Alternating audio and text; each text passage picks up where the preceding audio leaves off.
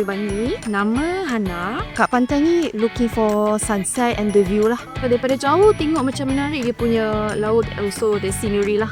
Cik daripada Teluk Bengaran Selangor. Panggil Cik Ain je. Kalau biasanya budak-budak lah, dia akan kutip siput, main pasir, buat istana pasir macam tu.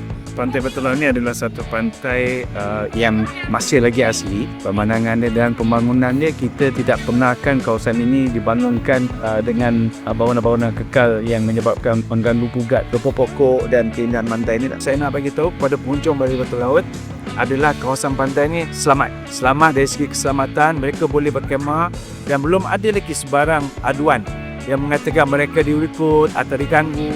Dan malah mereka mengatakan bahawa penduduk Batu Laut ini sangat ramah. Okay, pada sini Batu Laut ni memang sangat cantik lah. Pasir pun sangat putih. So, dan landai, selamat lah. Pantai sini memang selamat lah. Selalu orang Bali pun yang paling penting bersih lah. Ramai yang datang kerana mereka melihat bahawa pantai ini agak ada kirikan dia dari segi facilities yang ada. Kita ada tandas, kita ada masjid yang berhampiran. Nampak tandas pun dah ada, kemudahan asal dah ada. So senang lah untuk yang penting untuk budak-budak lah. Dan sini juga ada aktiviti menangkap ikan. Ya, dipanggil misa. Bila waktu air surut macam ni, mereka boleh menangkap ikan menggunakan kisar. Jadi saya rasa ini antara pantai yang sekarang ni tengah menjadi perhatian Komicong lah. Bukan saja di kawasan penduduk Kuala Langat, ramai-ramai juga penduduk kumpul di luar Kuala Langat dan di luar Selangor lah. Pantai Batu Laut ni di antara pantai yang boleh menjana ekonomi. Orang datang sini sebab sunset. Diorang suka dengan view kita macam tu.